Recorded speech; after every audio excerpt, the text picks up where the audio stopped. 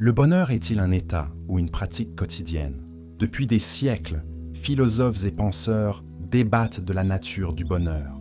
Est-ce un état de grâce permanent, une destination que l'on atteint après avoir réuni certaines conditions, ou est-ce plutôt une discipline quotidienne, un art de vivre qui se cultive délibérément dans les détails de l'existence? Si le bonheur était uniquement un état, il serait conditionné par des circonstances extérieures, la réussite professionnelle, la stabilité affective, la santé. Or, nous connaissons tous des personnes qui, malgré des situations objectivement favorables, ne parviennent pas à se sentir heureuses.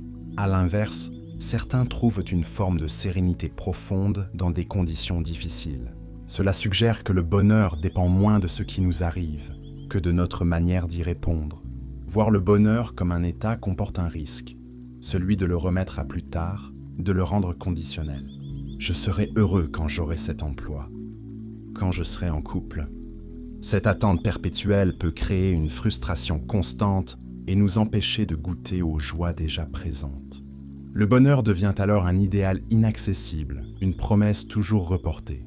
En revanche, le considérer comme une pratique change radicalement notre rapport à lui.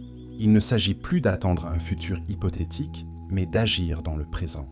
Cette approche rejoint certaines sagesses ancestrales, comme le stoïcisme ou le bouddhisme, pour lesquelles le bonheur se construit par des choix conscients et répétés. Pratiquer le bonheur au quotidien, c'est cultiver délibérément certaines attitudes. La gratitude, en reconnaissant les bienfaits déjà là. La pleine conscience, en portant attention à l'instant présent sans le juger. L'acceptation, en accueillant les émotions même inconfortables, sans résistance. Cela ne signifie pas que le bonheur doive être un effort permanent. Au contraire, plus nous intégrons ces pratiques, plus elles deviennent naturelles, presque instinctives. Il s'agit moins de viser un état de félicité constante qui serait illusoire que de développer une résilience joyeuse. Une capacité à revenir à l'équilibre après les tempêtes. Alors, le bonheur est-il un état ou une pratique? Peut-être les deux.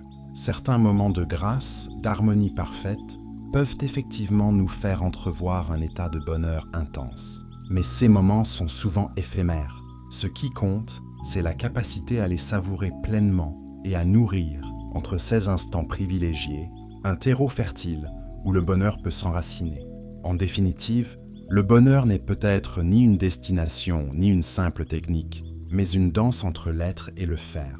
Un équilibre subtil entre accueillir ce qui est et créer ce qui peut être. Et si la vraie question n'était pas « suis-je heureux ?» mais « comment puis-je l'être aujourd'hui, ici et maintenant ?»